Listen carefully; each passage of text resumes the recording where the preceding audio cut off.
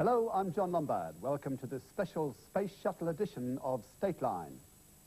Zero and liftoff of the Space Shuttle Endeavour. It was great. We flew over South Australia about 20 minutes ago, and the sun was setting, and it was shining on the Gulf there, and I could see the outline of the coast, and I could make out the city of Adelaide. It was really an amazing sight to fly over it.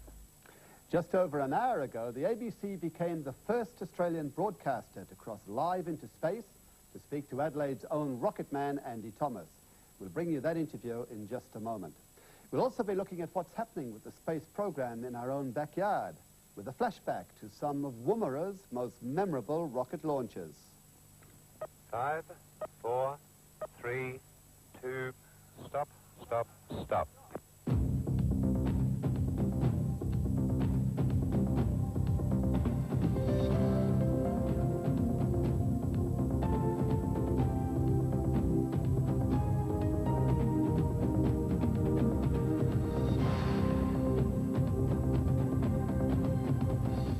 Well, around 20 years after that launch at Woomera, the world's first space shuttle blasted into orbit. Since then, there's been a further 76 missions, so many that we've just about taken them for granted. But this latest one by the shuttle Endeavour has special significance. On it, Australia's first fully fledged astronaut, Adelaide-born Andy Thomas. And right at this moment, Andy's passing over Adelaide, about 250 kilometres above our heads. The ABC was the first Australian media organisation to speak to him in space. Hello, Endeavour, this is ABC. Do you hear me? Yes, I do, John. I've got you loud and clear.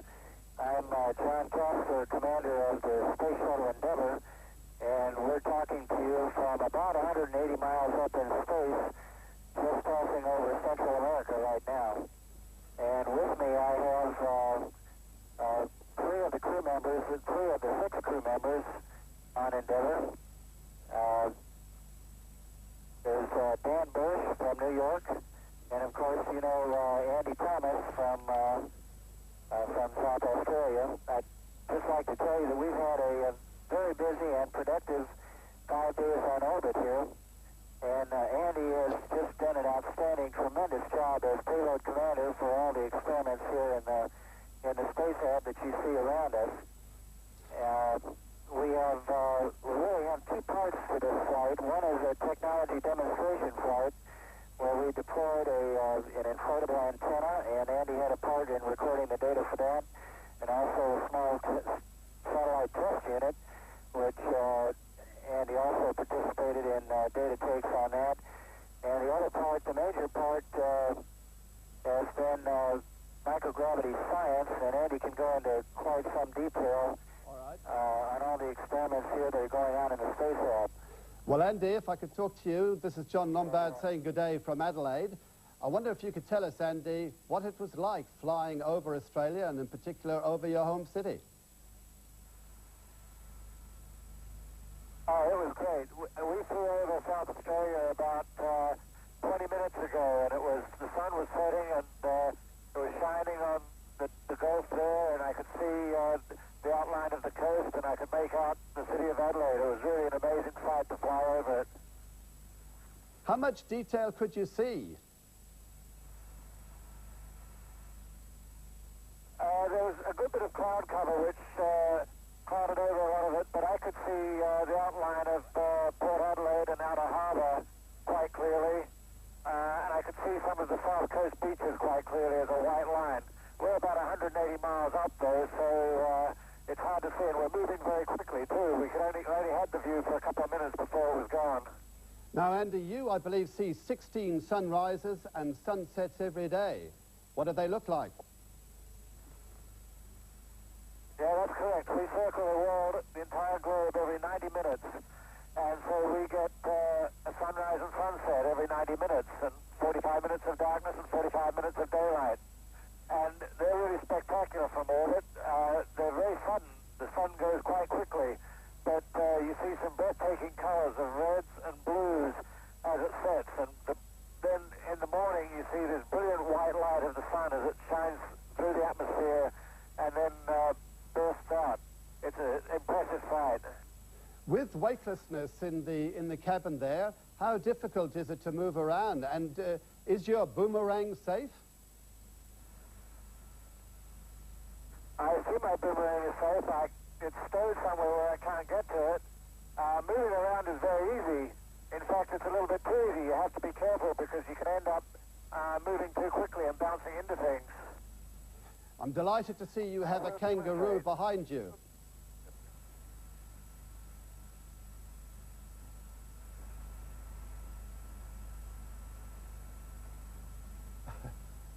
Try doing that in Earth. That's a wonderful sight, Andy.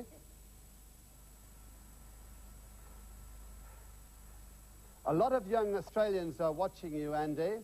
What chance do you think they have of becoming members of space? Or what chance do you think of NASA allowing an Australian to get involved as a payload master with an Australian payload?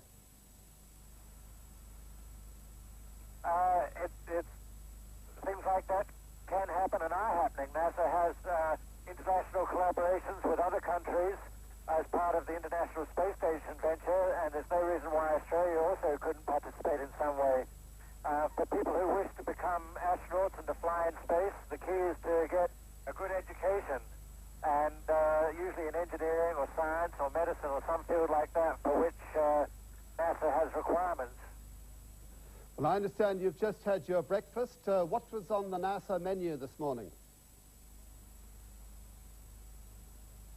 I had granola with blueberries, some scrambled eggs, a breakfast roll, some juice, and some coffee. I must say I'm eating very well here. In fact, I'm eating better here than I do on Earth. All right, thank you very much, Andy Thomas. It's been a pleasure to talk to you. We wish you bon voyage, and we hope to see you safe back on Earth, and particularly in Adelaide soon. Thank you very much for the greetings, and my greetings to everyone in Adelaide, and I look forward to visiting soon as well. Well, Andy's father, Adrian Thomas, has been in the studio watching our cross to the shuttle. Adrian, isn't modern technology fantastic? It certainly is.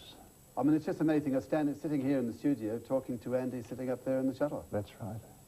Now, you spoke to Andy yourself a bit earlier this afternoon. How was he? What did he say? Well, I thought he was, to coin a phrase, over the moon, although he certainly wasn't quite that high. But he's really having a wonderful time. He's not missing being on terra firma? I don't think he's missing it at all. I think he's been training for this for years, and to him it's all a great game. You must be very pleased with the way the mission's going.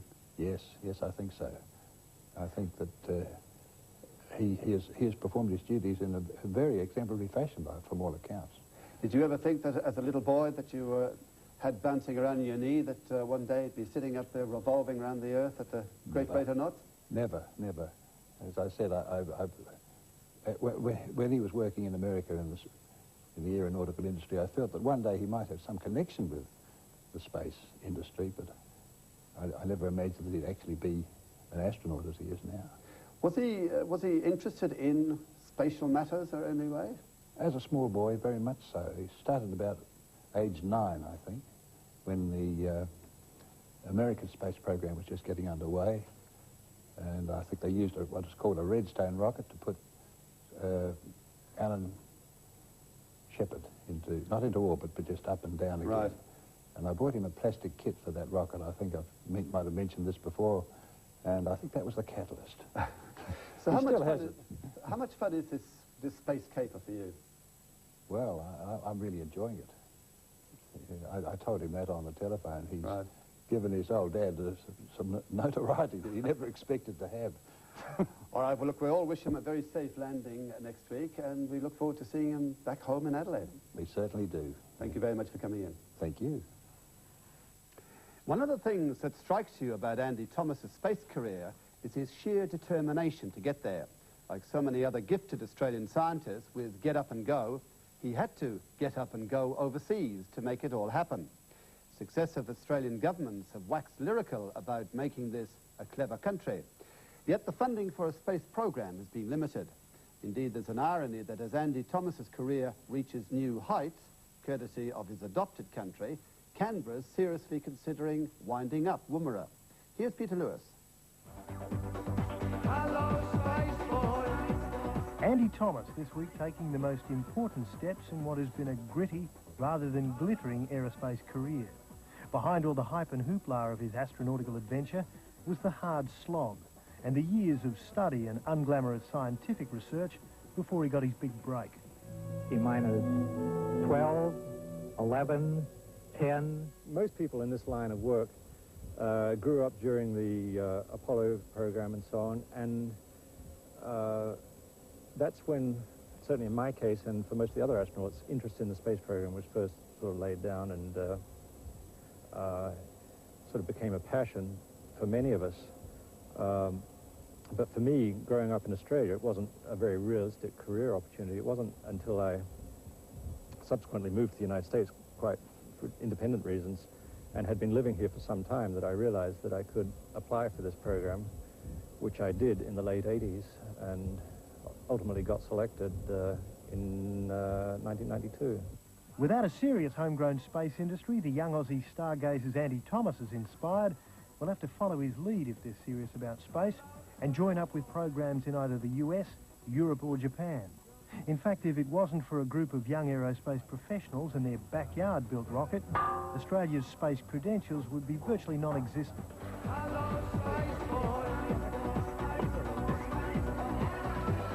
And while it looks steam-powered, it is a start. I mean, here, a voluntary organisation is the only one that has actually managed to get a civilian rocket to the launch pad in Australia. So given that industry and government haven't been able to do that to this stage on a civilian basis, that's a success. It's 6 years since they let off their first rocket. Mark and his mates then graduated rapidly into some very serious space science. A liquid-fueled rocket powerful enough to hurl a quarter of a tonne 10 kilometres into the atmosphere at supersonic speed.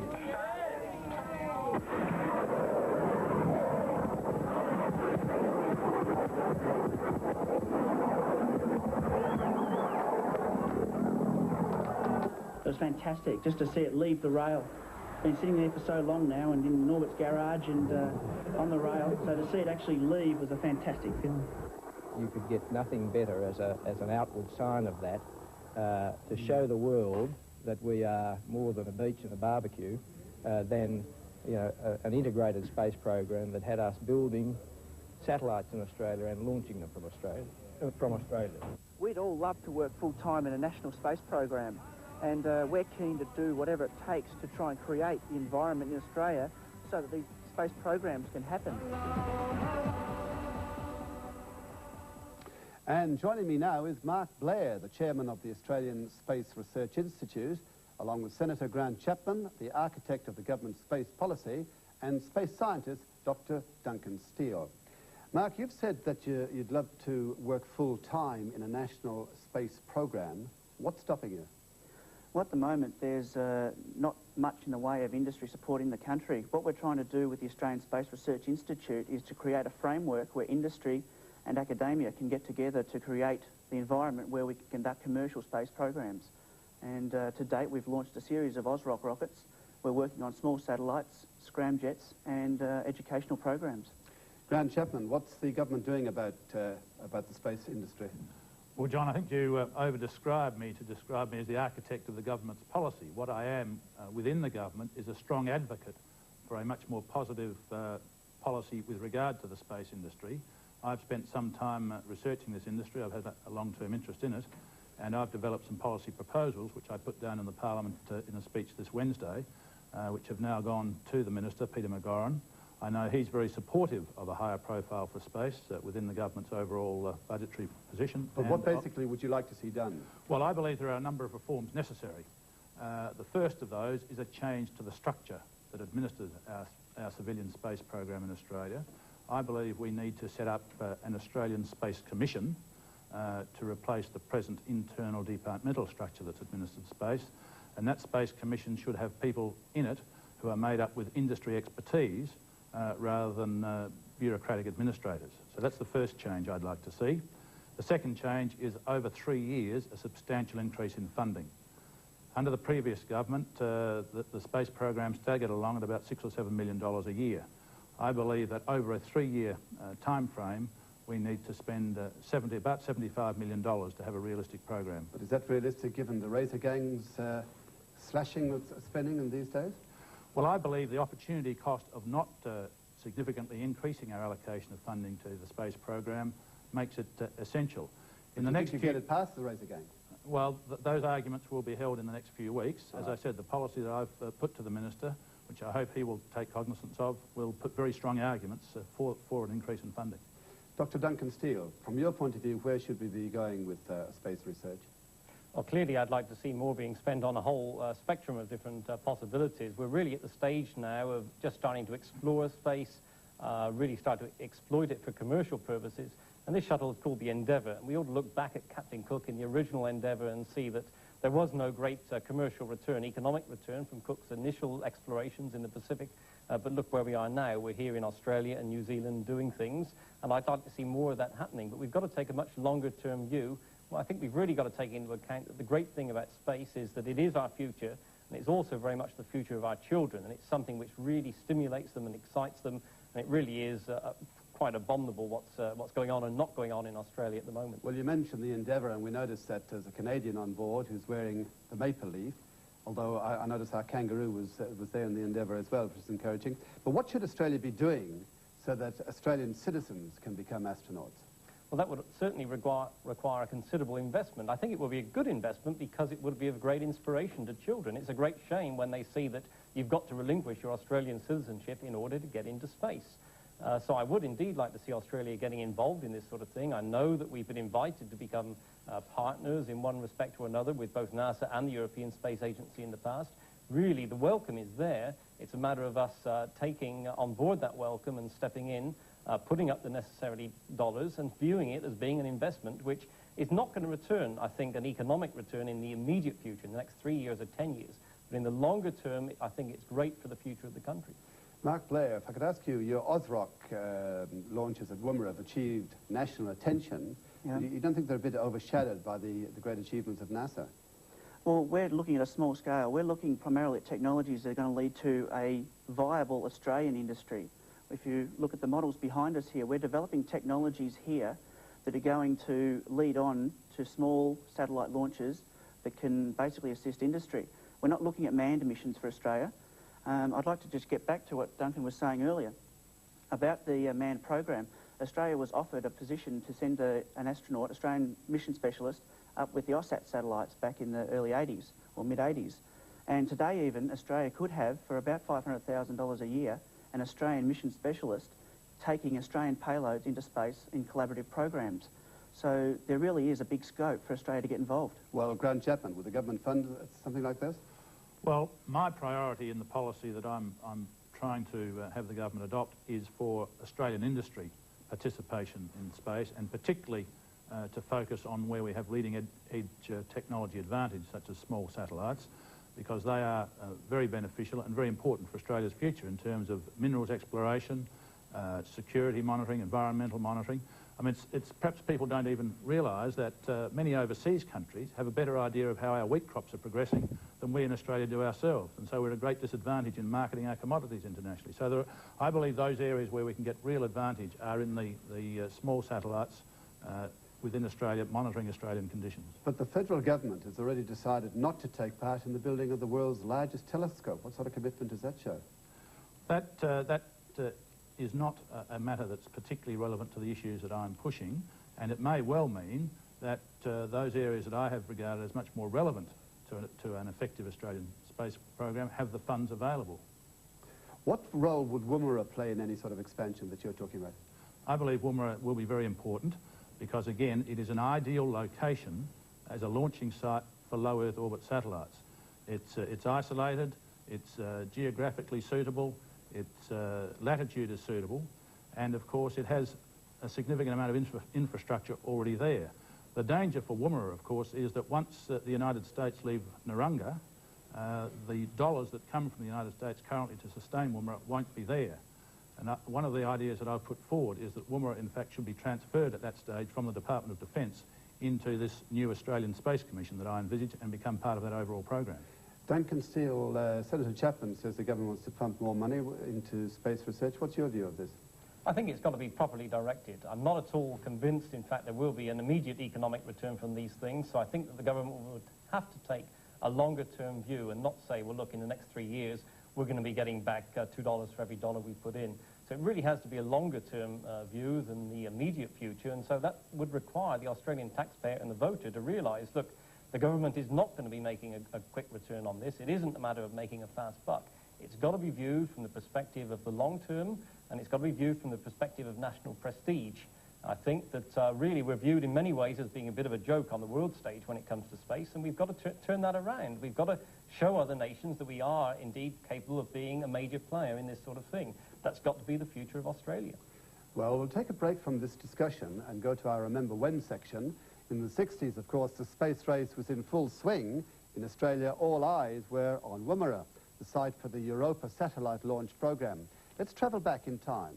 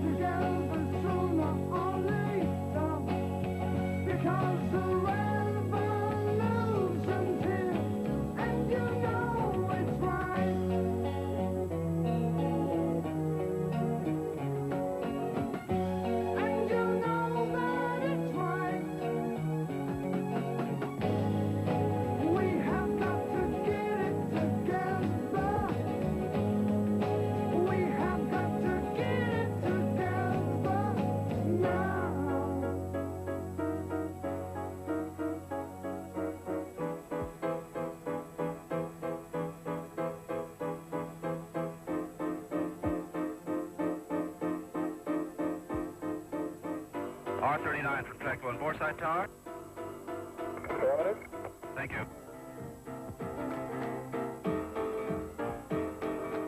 Minus 30 seconds, minus 30 seconds.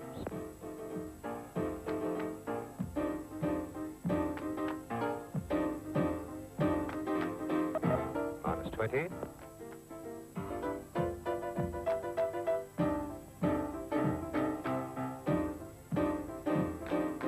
Minus 10. 5, 4, 3, 2, stop, stop, stop.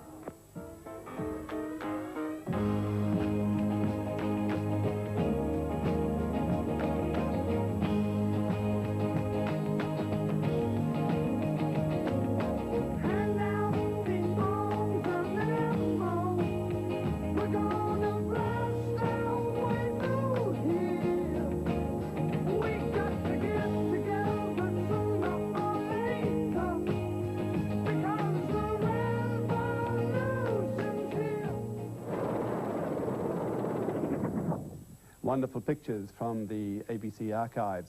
And we've just caught the shuttle flying over Adelaide. Here's what it looks like. This is somewhere there. This is pictures, there it is. Duncan Steele, you can just about see it. I think it looks much better with the naked eye. It really looks much better with the naked eye. I hope that a lot of people went out to see it tonight because it's the first clear night we've had, which has given us a chance really to see it in most of its way from the trajectory from the southwest to the southeast going over Adelaide. You get another chance tomorrow at a few minutes after 6. Go out and see it yourself. Well, I just hope that the weather's fine. Grant Chapman, just getting back to the pictures we saw, the archival pictures of Woomera. Does Woomera need updating? Well, it certainly does, because since those days, of course, in terms of the space industry, it's been thoroughly neglected. So there is a need for a refurbishment program if it is going to be an effective launch site. So obviously there's some dollars that would need to go into that out of a space budget. I mean, getting back to the funding, you asked, can we afford it? The real issue is, can we afford not to do it? For instance, the Bureau of Meteorology estimates that in the next few years, it could well cost Australia $40 million for meteorological information alone because of the move to user pays on the part of other countries who have these satellite facilities. But wouldn't it be cheaper just to buy other countries' technology? No, that makes us absolutely dependent on those countries, and of course we lose then our national independence, which is very important. And we have the capacity, because of certain areas where we have leading edge technology, to make an integrated contribution to that international space scene. Sorry, Mark Blair, do you think we should be spending the money? Definitely. If you look at the national expenditure of $600 or $700 million a year, and compared to what we're trying to get that back into the country, we're spending $6 million. I mean, if we invested a little more, we could cut down that balance of trade, export, and basically help the country out. And it doesn't really cost a lot of money to have a viable program. Duncan Steele? Yes, John, look, really an extrapolation of what we've been saying. Other countries are going to do it anyway. Why do we? It costs a lot of money. An extrapolation of that is, let's not bother to send any athletes to the Atlanta Olympics. Other people will win the medals anyway. What difference does it make? And it costs a lot of money. Let's just not bother. Well, we've got to be in there. We've got to be competing for the sake of our national psyche, if nothing else. All right, well, on that note of unanimity, we thank you all very much for coming into the studio to Stateline. Well, that's it for our special space edition of Stateline. Thanks for joining us. You can see the program again tomorrow, Saturday at noon, and we'll be back with another Stateline next Friday at 6. And we'll go back to the Space Shuttle Endeavour now and some of the highlights of its mission.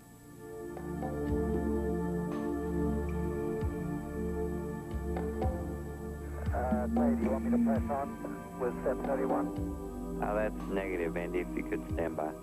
I'm ready to give you the status brief anytime you're ready to copy. Congratulations, Mark. Nice job. That's correct. Went down in those last year the first time. And the engine grunt fell those be a big one for this.